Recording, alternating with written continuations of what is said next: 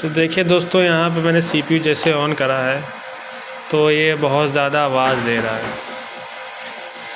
तो ये आवाज़ करने का रीज़न क्या हो सकता है कि अंदर कोई तार लड़ रहा होगा या जो पंखा होता है वो हल्का सा हिल गया होगा। जैसे मैं इसको हिला रहा हूँ तो आवाज़ वाइब्रेट बंद नहीं हो रहा है।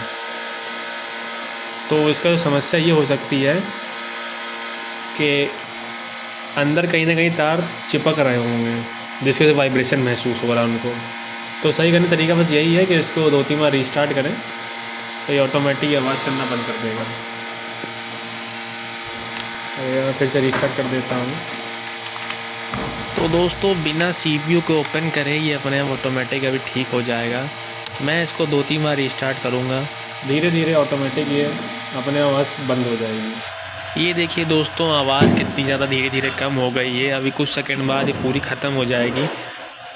तो दोस्तों, वीडियो अच्छा लगा हो तो लाइक शेयर सब्सक्राइब करें। मैं ऐसे ही कंप्यूटर से रिलेटेड और लैपटॉप से रिलेटेड प्रॉब्लम डालता रहता हूँ अपने चैनल पे। मुझे चैनल पे फॉलो कर लीजिए और वहाँ पे आपको सारे सॉल्यूशंस मिल जाएंगे।